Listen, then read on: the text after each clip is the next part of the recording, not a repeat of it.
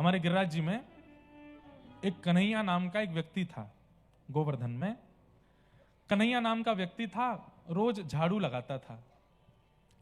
जन्म से उच्च कुल में नहीं जन्मा था, इसलिए उसको कई लोग मंदिर में नहीं जाने देते थे। ठाकुर जी बंधुओं कभी जात पात नहीं देखते, ठाकुर जी के लिए सब समान है। पर हम लोगों ने ही ये सारे विभाजन कर दिए।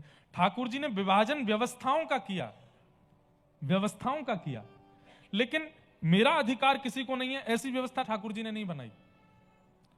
ऐसी व्यवस्था अगर ठाकुर जी ने बनाई होती तो सबरी के यहां ठाकुर जी कभी नहीं जाते, कोल भीलों के यहां ठाकुर जी भोजन बनवा करके नहीं पाते, स्वयं क्षत्रिय कुल में जन्म लेकर के नहीं आते। ठाकुर जी जात पात पूछे नहीं को, हरि को भजे सो हरि को हो। तो कन्हैया नाम का एक व्यक्ति था, झाड़ू लगाता था गिरिराज जी की तलेटी में, मंदिर नहीं जा पाता था, उसको जाने की अनुमति नहीं देते थे। श्रीनाथ जी विराजमान थे तब गोवर्धन में, रोज मंदिर की ओर देखता और ध्वजा जी देख करके बहुत रोता। हे नाथ, मैं अधिकारी नहीं हूं ना आपके दर्शन का, मैं आपके पास नहीं आ सकता। मुझे ऐसे कुल में क्यों भेजा आपने, मैं ऐसे घर में क्यों जन्मा जहां मुझे आपके दर्शन का अधिकार नहीं है। रोज रोता है। दोपहर में आज भी हमारे वृंदावन में 12:30-1 बजे मंदिर बंद हो जाते हैं और फिर 4:30-5 बजे के आसपास खुलते हैं। बीच में ठाकुर जी गैया चराने जाते हैं, ऐसी भावना है। तो उसी समय सब दर्शनार्थी अपने अपने घर को चले जाते, मंदिर के सेवाधिकारी प्रसाद पाके सोने चले जाते, और उसी समय वो गिरिराज जी की तलेटी में दोपहर के समय चिलचिलाती धूप में झाड़ू लगाने के लिए आता और ध्वजा जी देख करके रोता रहता, मुझे अधिकार क्यों नहीं है आने का। अब उसने तो क्या, ठाकुर जी ने मन बना लिया कि मुझे इससे मिलना है। कैसे मिलूं? तो एक भगवान के सखा थे कलिकाल में, अष्ट सखाओं में से एक सखा, उनका नाम था गोविंद दास। क्या नाम था? गोविंद दास। आज श्रीनाथ जी अपने मंदिर में खड़े थे, राजभोग आरती हो रही थी, तो इतने में ही गोविंद दास कोई पद गा रहे थे और पद गाते गाते उन्होंने ठाकुर जी की ओर देखा तो ठाकुर जी के मुखमंडल पर चिंता का अनुभव हुआ उनको। बहुत ध्यान से सुनिएगा। गोविंद दास बोले जय जय। अच्छा, बाकी सबको लगता था मूर्तिमंत ठाकुर जी खड़े, पर गोविंद दास को सचल ठाकुर जी दिखते थे। तो गोविंद दास बाहर से ही बोले जय जय, कहा बात है? ठाकुर जी बोले नहीं कुछ नहीं। नहीं नहीं, आज चिंतित लग रहे हो आप, कोई बात की चिंता है आपको? ना ये सब ठीक है, कोई ऐसी बात ना। बोले नहीं नहीं, बताओ ना जय जय, मैं पूरी करूंगा, जो आप कहोगे सेवा में करूंगा, आप काय बात को चिंतित हो? ठाकुर जी बोले दाल बाटी खावे को मन हेरो मेरो। अरे तो यहां में चिंता की क्या बात है? अभी रसोईया जी से जाकर के मैं कह दूंगा, रसोई में बढ़िया दाल बाटी आपके काज बन जाएगी और भोग लग जाएगा। ठाकुर जी बोले ना रसोई की ना पानी। तो आज गोविंद दास तुम अपने खिरक में बनाओ, तुम अपने बगीचा में सुंदर कंडा में बाटी बनाओ, बढ़िया दाल बनाओ, और मैं वहां आकर के पेड़ की छैया के नीचे बैठ करके प्रेम से पाऊंगा, मेरा ऐसा मन है। गोविंद दास बोले जय जय, अगर गुसाई जी को पता चल गई तो? बोले यही मारे तो मैं कह रहा हूं, चुप कहते कि गुसाई जी को नहीं बतानी, मैं आऊंगा। तो गोविंद दास बोले ठीक है, तो फिर जय जय मैं जा रहा हूं, जल्दी तैयारी करूं, और आप 1.5-2 घंटा बाद आ जाइयो, तब तक सब तैयारी हो जाएगी। ठाकुर जी बोले हाँ, तब तक राजभोग आरती भी हो जाएगी, सब चले जाएंगे, मैं आ जाऊंगा। अच्छा, एक बात बीच में कह दूं, अगर किसी प्रेमी उपासक को व्रज वृंदावन में ठाकुर जी मिलेंगे तो उसका समय क्या है? रात्रि 10 बजे से लेकर के सुबह 3:30 बजे के बीच में, या फिर दोपहर में 1:30 बजे से लेकर 4:30 बजे के बीच में, जब सारे मंदिर बंद होते हैं, उस समय ठाकुर जी बाहर घूमते हैं, उस समय ठाकुर जी बाहर भ्रमण पर निकलते हैं। उस समय यदि कोई पुकार रहा हो, भावना से युक्त बैठा हो, और उस समय कोई अनेक दिनों से ठाकुर जी को अपनी प्रेम लक्षणा भक्ति से पुकार रहा हो, इसी समय ठाकुर जी मिलेंगे। मेरी बात को कई लोग खंडित कर सकते हैं, लेकिन मैंने जितने चरित्र पढ़े हैं, ठाकुर जी इसी बीच के समय में मिलते हैं, राजभोग उत्थापन आरती के बीच में और रात्रि शयन से मंगला के बीच में, इसी समय ठाकुर जी निकलते हैं। क्योंकि ब्रज वृंदावन में जितने भी मंदिर हैं, वो सब मंदिर आपके लिए हैं, पर वृंदावन वालों के लिए वो नंद भवन है। ठाकुर जी यशोदा के लाला हैं, बिना मैया को सुबाए ठाकुर जी कहीं नहीं जाएंगे। रात में जब मैया सो जावे तब ठाकुर जी निकले, या फिर दोपहर में जब ठाकुर जी गैया चराने निकलते हैं तब ठाकुर जी आते हैं। ये 2 समय हैं। तो ठाकुर जी ने गोविंद स्वामी से कही तुम दाल बाटी बनाओ, मैं आऊंगा। यहां राजभोग आरती हुई, आरती के बाद ठाकुर जी के कपाट बंद कर दिए गए, सब मंदिर के लोग अपने अपने घर को चले गए, दर्शनार्थी चले गए, दोपहर का समय हो गया, और वो कन्हैया झाड़ू लगाता हुआ आया। इतने में ही ठाकुर जी मंदिर से बाहर निकल के ऊपर गिरिराज जी पर डोल रहे हैं और वो कन्हैया रोता रोता केवल झाड़ू लगाता रहता। मुझे कब मिलेंगे, मुझे कब प्राप्त होंगे, मुझे कब दर्शन होंगे, मैं अधिकारी क्यों नहीं हूं इस दर्शन का। सब लोग इधर देखो, ध्यान से सुनो, बहुत भावना वाली कथा। इतने में ही ठाकुर जी जोर जोर से चिल्लाने लगे ऊपर से। और क्या चिल्ला रहे हैं, अरे कांटो लग गो, अरे मेरे पाम में कांटो चलो गो, अरे भैया कोई आओ जल्दी ते आए करके या कांटे को निकाल दो, बहुत दर्द है रो है, बहुत पीड़ा है रो, अरे भैया मैं तो मर गो, अरे भैया मेरे तो लग गई। नीचे वो कन्हैया झाड़ू लगा रहा था, उसने आगे पीछे देखी आवाज कहां से आ रही है। तभी ठाकुर जी, ए दारी के आगे पीछे देख रहा, ऊपर देख, मेरे लगो कांटो। जैसे उसने दृष्टि ऊपर करके देखा, स्वर्ण का तिरछा मुकुट ठाकुर जी के धरा है, ऐसी सुंदर बढ़िया पीतांबरी पहनी है, श्याम वर्ण की कांति है, कमल जैसे नेत्र हैं। कालिदास जी की एक पंक्ति है, मुझे याद नहीं आ रही है, याद आ जाएगी तो मैं सुनाऊंगा। उसका अर्थ मुझे पता है, संस्कृत की एक पंक्ति है, उस पंक्ति का ऐसा अर्थ है, कभी किसी ने कमल से कमल प्रकट होना ये सुना तो बहुत गया पर देखा नहीं गया है। कमल में से कमल प्रकट हुआ ये सुना तो बहुत है पर देखा नहीं। तब कालिदास वृंदावन गए और वृंदावन में जाकर के जब वृंदावन चंद्र का उन्होंने दर्शन किया तो इसके आगे की पंक्ति उन्होंने पूरी कर दी और बोले मैंने आज कमल से कमल प्रकट होते हुए देखा। बोले कैसे? बोले श्री कृष्ण का मुख कमल और उस पर 2 नेत्र कमल, कमल पर कमल प्रकट होते हुए देखा। ऐसे ठाकुर जी के नेत्र, बहुत सुंदर पंक्ति है। अब तो वो कन्हैया जैसे ही ऊपर देखे उसके तो शरीर में कंपायमान होने लगा, रास हो रहा, इसको रास कहते हैं, ये रास हो रहा है। उसने प्रयास नहीं किया, ठाकुर जी अपने आप दर्शन दे रहे हैं। नीचे से बोलो तुम कौन हो? बोले परिचय बाद में पूछियो, पहले ऊपर आए के मेरे कांटो निकार। अरे मैं ऊपर ना चढ़ सकूं, मैं गिरिराज जी पर चढ़वे को मेरा अधिकार नहीं है।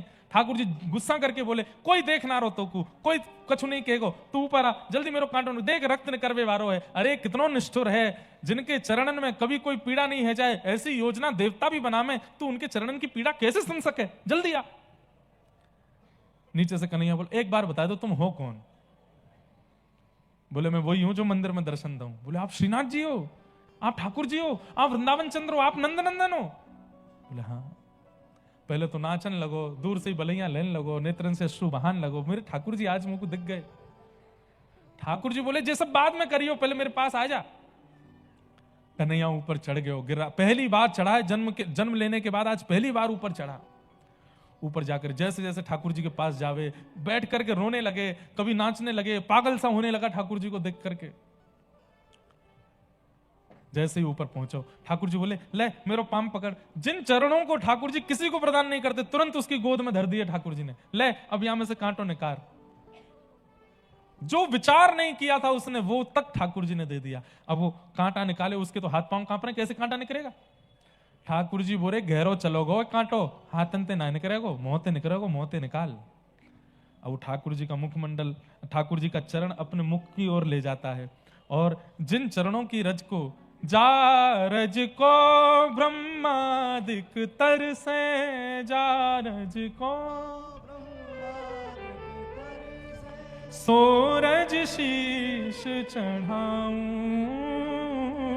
सूरज शीश चढ़ाऊं। ब्रह्मादि देवता भी खड़े रहते हैं, एक कणिका मिल जाए केवल चरणों की, वो नहीं मिल पाती। ठाकुर जी जब चलते हैं ना तो जैसे ही चरण रखते हैं पृथ्वी पर और चरण उठाते हैं तो पृथ्वी में भी होड़ लगी रहती है कि ये चरण रज जो मेरे ऊपर आए इसको मैं अपने पास रख लूं। तो ठाकुर जी के चरण चिन्ह धूमिल होते चले जाते हैं। क्यों? पृथ्वी ही अपने पास रख लेती है, पृथ्वी ही अपने अंदर समाहित कर लेती है उन चरण रजों को, किसी को नहीं मिलते। ढूंढते रह जाते हैं सब, ठाकुर जी के चरणारविंद नहीं मिलते। तब अपने दांतों से कांटा निकालने लगा, नेत्र सजल हो गए। अब कांटा तो बहाना था, ठाकुर हाँ निकर गो। कन्हैया आंखें लाल पड़ी हैं उसके, नेत्रों से अश्रु गिर रहे हैं, सिर पर हाथ फेर रहे हैं ठाकुर जी, अपने हृदय से लगा रहे हैं। बोले चल अब तुमको अपने कंधा पे बैठा ले। बोले मेरे ऊपर बैठेंगे नाथ, मैं ऊंचे कुल का नहीं हूं, मैं छू भी नहीं सकता आपको। बोले तू बात मत बनावे, चल बैठ जा नीचे।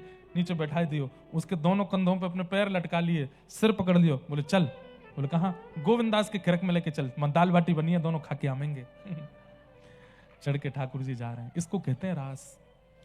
गोविंद दास, वो कन्हैया बोला ठाकुर जी ये गोविंद दास ना गुसाई जी के बड़े प्रिय हैं, और कहीं इन्होंने शिकायत कर दी कि मैं गिरिराज जी पर चढ़ा, मैंने आपको छुआ, तो मुझे गुसाई जी कहीं नगर से बाहर ना निकाल दें, आप मुझे इनके पास मत लेके चलो। ठाकुर जी बोले चल तेरी एक बात मान लूंगा, तू एक काम कर, या पेड़ के पीछे छुप के बैठ जा, मैं दाल बाटी खा के आऊंगा, तेरे काजे लेके आऊंगा। सोचिए, इसको कहते हैं रास।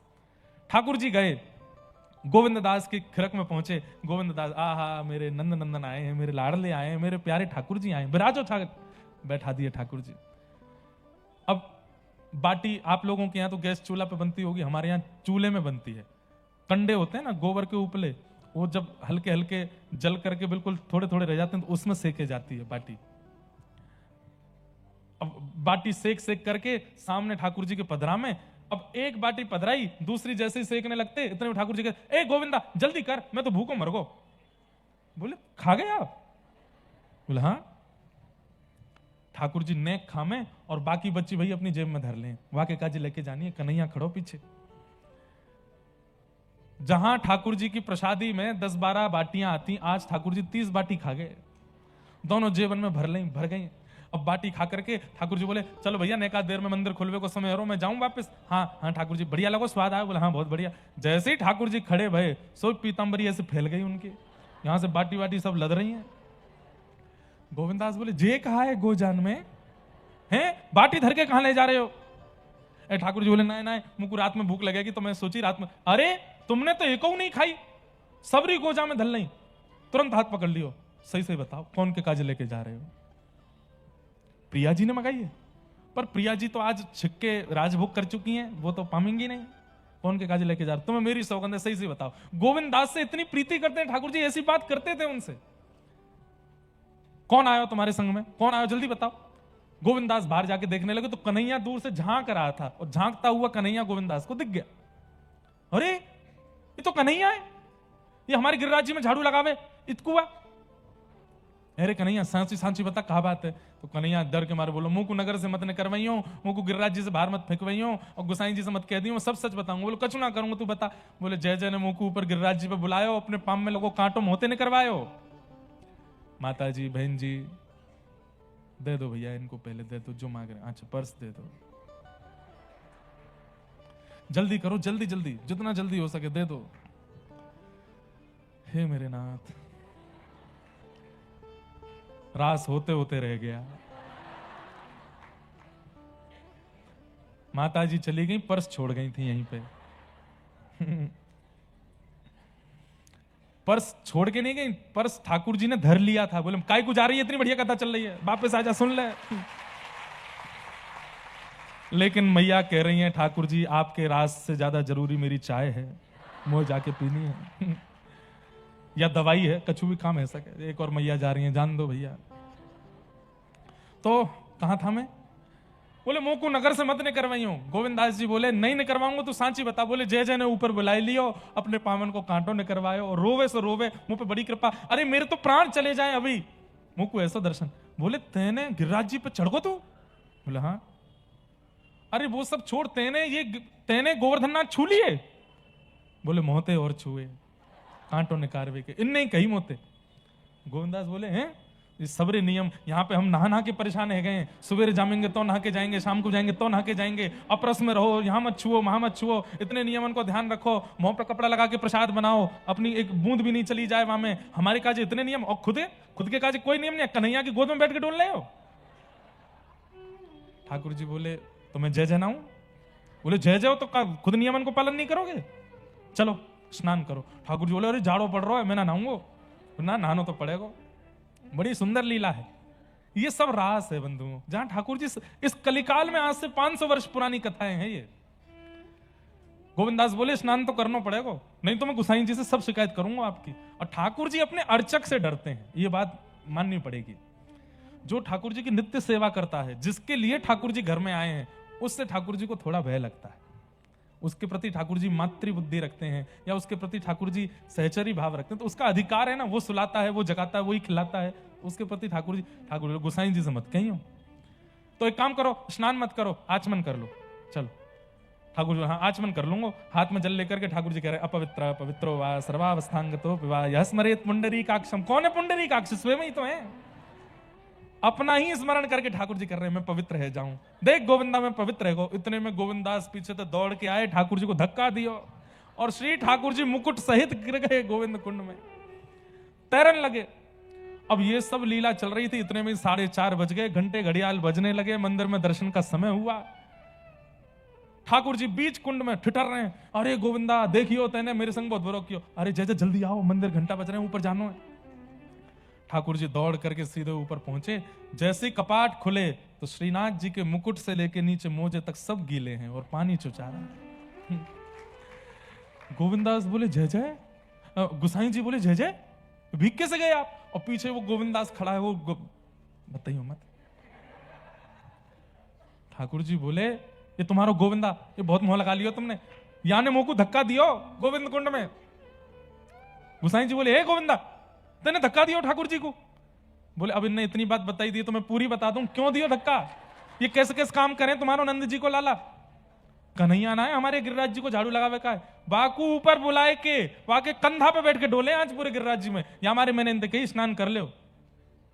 गुसाई जी के जय जय आपने कन्हैया कंधा पे चढ़ गए, मुंह को तो बहुत बेचारों कभी मेरे दर्शन नहीं कर पाए, बाकू दर्शन देवे गए मैं।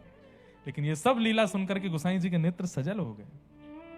ठाकुर जी को हृदय से लगा लिया, आप कितने प्रेमी हैं, कितने रसिक हैं, कैसी लीला, आप त्रिभुवन नायक हैं, आप परमात्मा हैं, आप योगेश्वर हैं, ये ब्रजवासियों के साथ इन भक्तों के साथ ये लीला क्यों करते हैं? ठाकुर जी बोले मुझे रास बहुत प्रिय है, ये मेरे पास आवे वो रस है, पर वह रस को आस्वादन कर करके वह रस को भंडार मेरे चित्त में इतना है जाए कि वो भंडार मैं रास के रूप में प्रवाहित कर दूं, ये लीला करके, ये सुख दे करके।